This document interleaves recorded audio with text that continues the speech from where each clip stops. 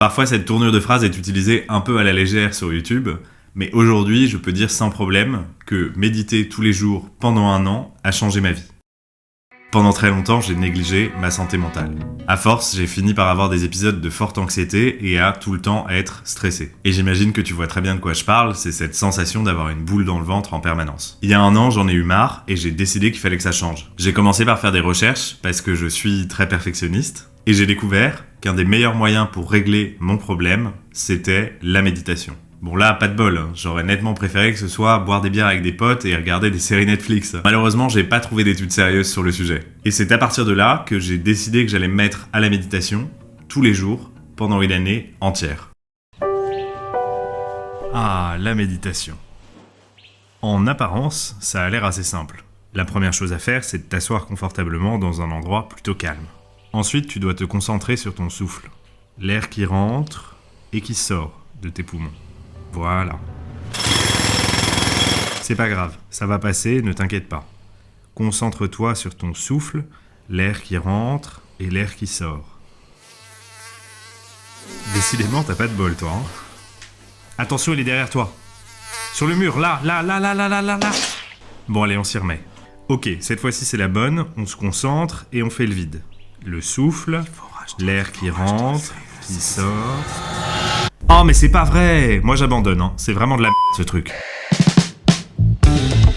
Ouais, mes premières méditations ressemblaient pas mal à ça, et je pense qu'encore aujourd'hui je me considère vraiment comme un débutant. Même si ça fait plusieurs centaines de fois que je médite, et près d'une centaine d'heures que j'ai passé à méditer. Comme je te le disais, il y a 1 an, j'ai pas seulement commencé à méditer, j'ai aussi commencé à mettre en place une habitude sur 1 année entière. La méditation, quand on ne s'y est jamais intéressé, semble être une activité très paradoxale et pleine de contradictions. Je me souviens qu'avant de commencer, je me posais encore pas mal de questions. Par exemple, comment peut-on être à la fois concentré tout en lâchant prise? Comment est-ce qu'on peut laisser défiler ses pensées sans les refouler et les supprimer? Je me demandais aussi si accepter de laisser défiler ses pensées sans agir ne revenait pas à devenir totalement passif. Beaucoup de questions, mais finalement surtout un seul vrai problème, c'est que j'avais peur de commencer. Là-dessus, je voudrais te rassurer, s'il y a bien un domaine dans lequel les notions de réussite, de performance, de compétition n'ont pas vraiment de sens, c'est bien dans la méditation. D'ailleurs, personne ne ressort d'une séance en disant « Ah, c'est trop bien, j'ai médité à 78% aujourd'hui, je progresse de ouf ». Ça n'existe pas et c'est très bien comme ça. Cela dit, pour ceux qui sont quand même attachés aux chiffres et à la performance, sachez que Dan Harris, un journaliste américain, a écrit un livre qui s'appelle 10% Happier, 10% plus heureux. Et le livre s'appelle comme ça parce qu'il s'est rendu compte que lorsqu'il essayait de convaincre ses collègues de se mettre à la méditation, ça n'intéressait personne, sauf à partir du moment où il leur disait que ça l'avait rendu 10% plus heureux. Soudainement, toutes les oreilles s'ouvraient, tout le monde commençait à écouter et tout le monde essayait. Donc si ça t'aide à te convaincre, sache que la méditation te rendra 10% plus heureux, et c'est pas moi qui le dis, c'est un journaliste américain très sérieux. Scientifically tested and completely free. It's being done by executives, pro athletes, and even the US Marines. It's not a miracle cure, but I like to say it makes you about 10% happier. Pour moi, et d'après mes recherches pour pas mal d'autres personnes, la méditation apporte des bienfaits dans au moins 3 domaines. La patience. Plus personne n'est patient aujourd'hui. Moi le premier d'ailleurs. C'est devenu difficile de faire la différence entre ce qu'on peut réalistiquement espérer obtenir rapidement et ce qui est devenu totalement illusoire. Tu peux te faire livrer tes courses en moins d'1 heure, tu peux avoir un chauffeur en bas de chez toi en moins de 10 minutes, tu peux commander les livres le matin et les recevoir dans la soirée. Alors après tout, pourquoi pas être promu en moins de 24 heures, obtenir des abdos apparents en 5 minutes et trouver l'amour en 3 swipes.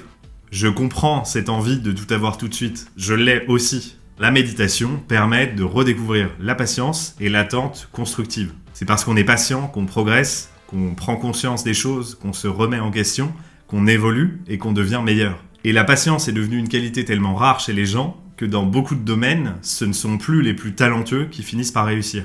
Parfois les plus déterminés, les plus persévérants, ceux qui n'abandonnent jamais, ceux qui se remettent constamment en question, ceux en fait qui ont appris à préférer la route et les obstacles plutôt que l'arrivée. La connaissance et la compréhension de soi. Il y a quelques années, j'ai lu un livre qui s'appelle The Power of Now, le pouvoir du moment présent. Et une idée m'avait particulièrement marqué à cette époque. Tu n'es pas tes pensées. Cette idée existait déjà dans le stoïcisme, donc ça n'est pas une idée récente, mais c'était pour moi la première fois que je l'entendais. La méditation, c'est la mise en pratique de cette idée. Si tu es capable d'observer tes pensées, C'est donc qu'il y a bien quelqu'un d'autre que tes pensées qui est en train d'observer. Donc, tu n'es pas tes pensées. Et à partir de là, puisque je ne suis pas mes pensées, je n'ai pas besoin et je n'ai aucune raison de leur obéir. Si tu parviens à faire ce constat-là toi-même, tu vas pouvoir grandement améliorer ta vie et faire d'énormes progrès. Parce que tu vas pouvoir apprendre à te dissocier de tes émotions et donc à les gérer. La méditation permet de mieux te connaître parce qu'elle va te confronter à tes colères, à tes peurs, à tes angoisses de manière pacifique et elle va te permettre d'entrevoir des solutions. Ce qui est véritablement la seule manière d'avancer dans ta vie. Jusqu'à il y a un an, je tombais régulièrement dans un phénomène que décrit Mark Manson dans son livre « L'art subtil de s'en foutre ». Ce phénomène s'appelle les feedback loops from hell, que je traduirais par les boucles de l'enfer. Une boucle de l'enfer apparaît quand tu commences à être triste à l'idée d'être triste, ou que tu commences à te sentir coupable de te sentir coupable. Imagine tu dois avancer sur un projet, mais tu as décidé que tu ne commencerais que demain. Donc aujourd'hui, tu es totalement libre. Et bien très souvent, tu vas te mettre à culpabiliser à l'idée de ne pas avoir déjà commencé ton projet. Ensuite, tu vas t'en vouloir de culpabiliser parce que tu ne profites pas de ta journée de libre. Et c'est ça ce que Manson appelle des boucles de l'enfer. C'est quand le constat d'un problème devient un problème en soi. La méditation permet de nettement diminuer, voire même de faire disparaître ces boucles infernales, puisque tu vas être capable de les déceler et donc de les désamorcer. Et d'ailleurs, tu finiras peut-être par faire le même constat que moi, c'est-à-dire que probablement 95% de mes problèmes ne sont en fait que des inventions de mon esprit. La concentration. Est-ce que tu es encore capable de te concentrer intensément pendant plusieurs heures ? Je veux dire, sans regarder ton portable, sans aller sur internet, sans répondre à un message. Un vrai état de concentration pure, où ta vision périphérique se réduit et où tu n'es plus que concentré sur ce que tu es en train de faire. Bon, entre nous, il y a de grandes chances que la réponse soit malheureusement non. Et c'est dommage parce que la concentration est un moyen d'être heureux. Et c'est pas moi qui le dis, c'est un psychologue hongrois et américain qui s'appelle Mihaly, je vous laisse lire son nom de famille vous-même, et qui a écrit un livre qui s'appelle Flow. Ce qu'il décrit comme le flow, c'est un état de concentration pur et extrêmement intense dans lequel rien d'autre n'existe que ce qu'on est en train de faire. Peut-être d'ailleurs que vous avez déjà connu ça dans le passé, dans votre travail, ou bien en faisant du sport même. La capacité d'attention de la plupart des gens a fortement diminué sur les dernières décennies, et c'est tout le sujet du dernier livre de Johann Hari. Son livre s'appelle Stolen Focus, Why You Can't Pay Attention, que je traduirais par concentration volée, pourquoi vous n'êtes plus capable d'attention.